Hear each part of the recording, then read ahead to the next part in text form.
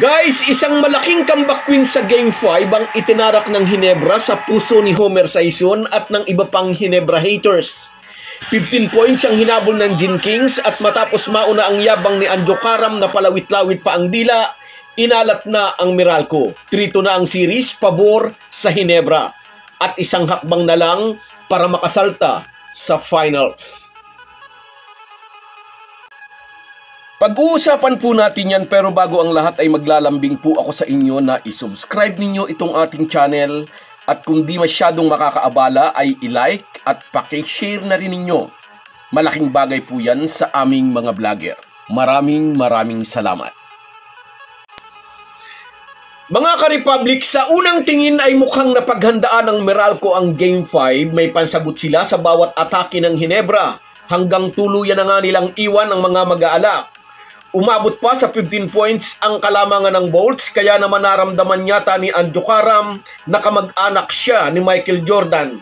Naglawit-lawit pa siya ng dila na tila nagyayabang.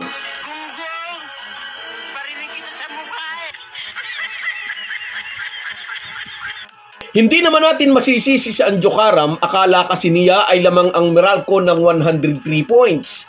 Matagal na bumabad sa screen ang score na yan.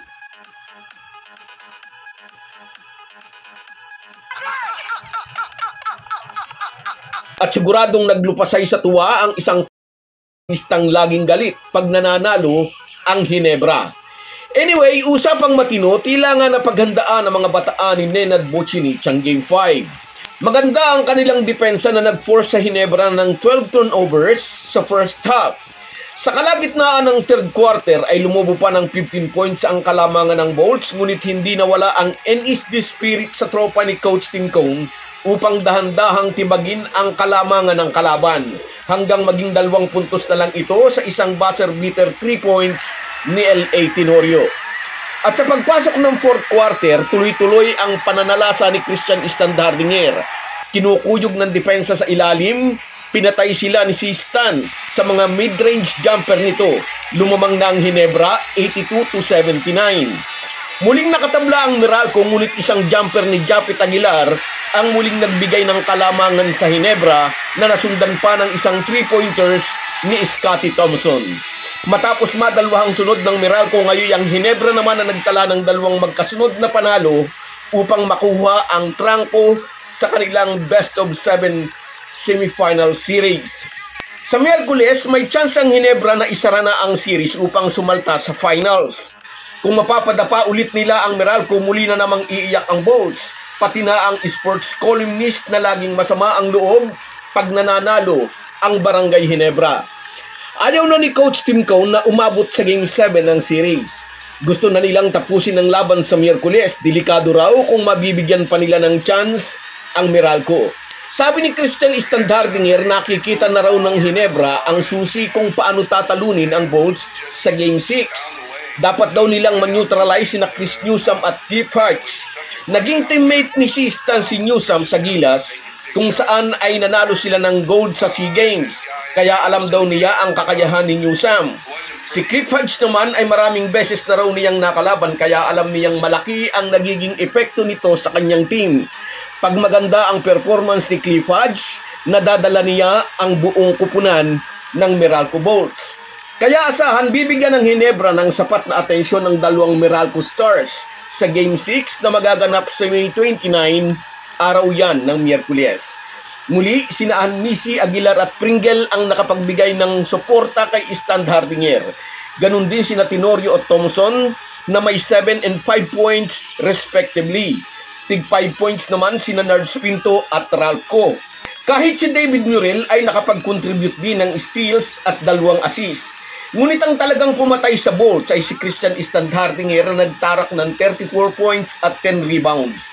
Kung hindi makakahanap ng solusyon ang Bolts sa pananalasa ng German Bulldozer, malamang sa Miyerkules ay tapos na ang series. At tiyak mula sa Amerika ay hindi rin makakatulog ang kolumnistang galit sa Barangay Hinebra. So guys, yan lang muna. Hanggang sa muli. Kung wala po kayong mga viewers namin ay walang magtatagumpay na vlogger. Kaya salamat po sa inyong panunood. Salamat sa iyo, Josie Casilaw. Ayan, nagkaalaman na sa Game 5. Panalo tayo. Shout out din sa iyo, Jolan Guido. Shout out, idol. Sa iyo rin, Ricky Tambagan and Jose Manlangit. Shout out sa inyo, idol. Ganon din kay Reggie Jimenez. Salamat, idol. Nariyan ka. Rosemary Juan at kay Via, happy watching sa inyong maglola. Sa iyo rin, James Bacaro.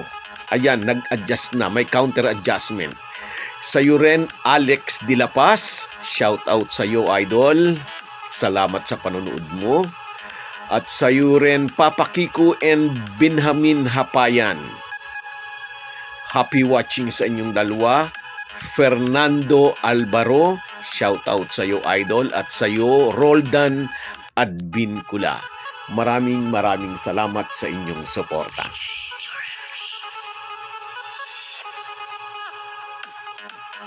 Kahit gaano po tayo kabisi, ay huwag po nating kalimutan ang ating buhay espiritual. Lagi po tayong magpasalamat sa bawat araw na dagdag sa ating buhay. Malaki po ang maitutulong ng pananalangin araw-araw. Isang paalala po mula sa inyong Halo-Halo Sports Republic.